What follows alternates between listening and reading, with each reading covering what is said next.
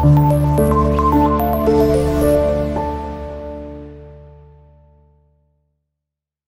علیکم every one, میرا نام ہے معروف فاروق اور اس ویڈیو میں آپ کو کرواؤں گی آپ کے چیپٹر نمبر 4 حضرت اسما رضی اللہ تعالی عنہا اور اس کے لاسٹ 2 پیراگرافس ہیں 6 اور 7، ان کی ٹرانسلیشن کریں گے، ورڈ میننگ اور سینونیمز۔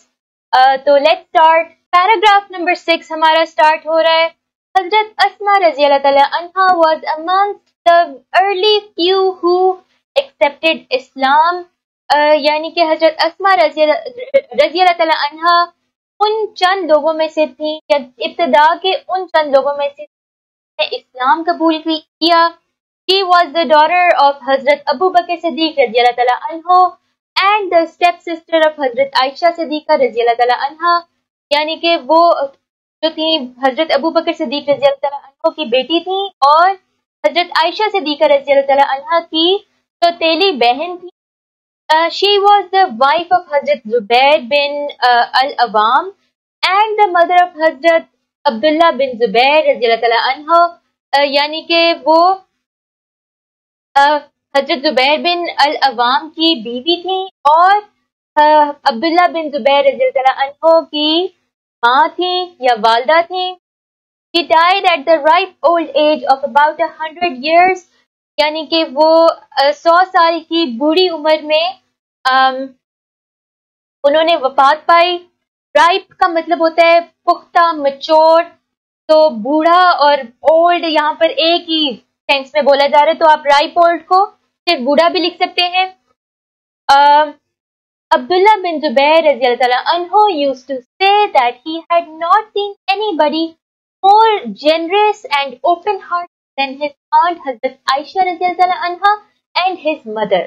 اس کا مطلب ہے کہ عبداللہ بن زبیر رضی اللہ تعالیٰ عنہ کہا کرتے تھے کہ انہوں نے کبھی اپنی ماں یعنی اپنی والدہ اور حضرت عائشہ رضی اللہ تعالیٰ عنہ جو کہ ان کی خالہ تھیں، اتنا سخی اور کھلے دل کا انسان انہوں نے کبھی بھی نہیں دیکھا تھا۔ تو جب ہم اس کو ٹرانسلیٹ کر رہے ہوں گے ہم اس کو ایسے لکھیں گے، حضرت عبداللہ بن زبیر کہا کرتے تھے کہ انہوں نے اپنی خالہ حضرت عائشہ رضی اللہ تعالیٰ عنہ اور اپنی والدہ جیسا سخی اور کھلے دل والا انسان کبھی نہیں دیکھا تھا۔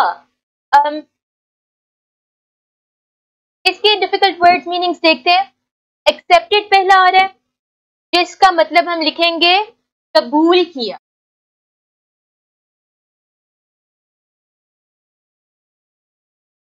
اگلا اس کا جو سینونیم ہم لکھیں گے وہ ہے ریسیوڈ۔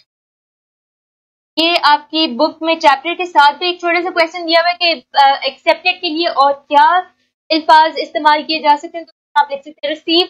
ریسیوڈ میں یاد رکھیں RECIVED آتا ہے، EI آتا ہے، IE آتا۔ یہ اکثر لوگ غلطی کرتے ہیں، میں تو بہت کرتی تھی بچپن میں، تو یہ آپ نے نہیں کرنی۔ پھر آپ کے پاس ہے رائپ۔ رائپ کے لیے جو میں ورڈ یوز کر رہی ہوں وہ ہے یعنی کہ میچور، اور اس کے لیے بوڑھا بھی لکھا جا سکتا ہے یا بڑا، بڑی عمر، بڑی اور بوڑھی عمر۔ رائپ کے لیے جو آپ سینونیم یوز کریں گے وہ ہے میچور، MATRE۔ پھر آپ کے پاس ورڈ ہے جنرس۔ جنرس کا مطلب ہوتا ہے سخی، یعنی ایک ایسا انسان جو بہت زیادہ چیریٹی کرتا ہو، لوگوں کو خیرات بانٹتا ہو۔ جنرس کے لیے آپ لکھ سکتے ہیں سینونیم باؤنٹیفل۔ باؤنٹیفل بھی لکھ سکتے ہیں، چیریٹیبل بھی لکھ سکتے ہیں۔ So many words۔ حضرت اسما رضی اللہ تعالی عنہا was so generous that she sold her inherited garden and gave away all the money to the poor and the needy۔ اس کا مطلب ہے کہ حضرت اسما رضی اللہ تعالی عنہا اتنی سخی تھیں کہ ان کا جو وراثت میں ملا ہوا باغ تھا اس کو بیچ دیا اور ساری جو رقم تھی وہ پور یعنی غریبوں کو اور ضرورت مندوں کو دے دی۔ اچھا، ہم یہ نہیں لکھیں گے پور پیپل یا نیڈی پیپل، اگر ہم صرف دا پور یا دا نیڈی لکھ دیں گے تو وہ بھی بالکل ٹھیک ہے، ضروری نہیں ہے کہ ہم ہر چیز کے ساتھ پیپل ایڈ کریں۔ یہ آپ کو کیسے آئے گا؟ پریکٹس سے آئے گا. جتنی زیادہ ریڈنگ کریں گے اتنا زیادہ آپ کو پتہ لگے گا. اچھا آگے ہے nobody ever returned empty handed from her doorstep. یعنی کہ کوئی بھی ان کی دہلیز سے خالی ہاتھ نہیں واپس جاتا تھا. کہ سمپل سی بات ہے کہ بہت زیادہ سخاوت پسند، بہت زیادہ چیریٹی کرتی تھی، خیرات کرتی تھی. تو ان کی وراثت میں انہیریٹڈ کا مطلب ہوتا ہے کہ جو چیز آپ کو وراثت میں آپ کے ماں باپ سے ملتی، تو ان کو وراثت میں ان کے ماں باپ سے ملا ایک باغ، اور انہوں نے وہ بیچ دیا. اور جب وہ بیچا تو اس کے جو بھی پیسے ان کے پاس آئے وہ انہوں نے غریبوں میں بانٹ دی. اس میں پہلا لفظ ہے انہیریٹڈ. انہیریٹڈ کا مطلب ہوتا ہے وراثت میں حاصل کیا.